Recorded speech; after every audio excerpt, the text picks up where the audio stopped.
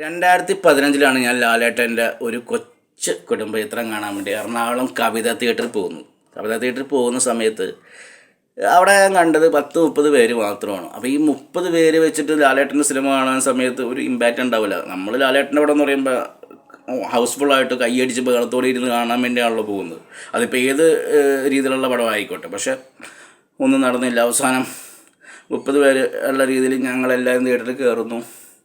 Cinema തുടങ്ങുന്നു. First half അവസാനിക്കുന്ന സമയത്ത് ബ്ലസ്സിപ്പടം പോലെ കുറച്ച് ഹ്യൂമറും കാര്യങ്ങളൊക്കെ വെച്ചിട്ട് കുറച്ച് ഫാമിലി ഇമോഷൻസൊക്കെ വെച്ചിട്ടുള്ള ഒരു സിനിമ എന്ന രീതിയിൽ കണ്ടങ്ങനെ നിൽക്കുന്ന സമയത്ത് ഫസ്റ്റ് ഹാഫ് അവസാനിക്കുന്നു. സെക്കൻഡ് ഹാഫ് ഇനിയും കോർട്ട് ഡ്രാമ അല്ലെങ്കിൽ ഓവർ സെൻറ്റിമെൻറ്റ്സ് രീതിയിലൊരു സിനിമയായിരിക്കും, ഒരു നോർമൽ സിനിമയായിരിക്കുമെന്ന് ഞങ്ങൾ പ്രതീക്ഷിക്കുന്ന സമയത്താണ് സെക്കൻഡ് ഹാഫിൽ ഓരോ സീനിലും ജിത്തു ജോസഫ് എന്ന് പറയുന്ന ബുദ്ധിമാനായ സംവിധായകൻ ഞങ്ങളെ കൊണ്ട് കൈയടിപ്പിച്ചത്. അതൊരു അന്യായ എക്സ്പീരിയൻസ് ആയിരുന്നു. അതിന് ശേഷവും അതിന് മുമ്പും ഇത്തരം ഒരു എക്സ്പീരിയൻസ് ഞാൻ ഒരു സിനിമയിൽ അനുഭവിച്ചിട്ടില്ല.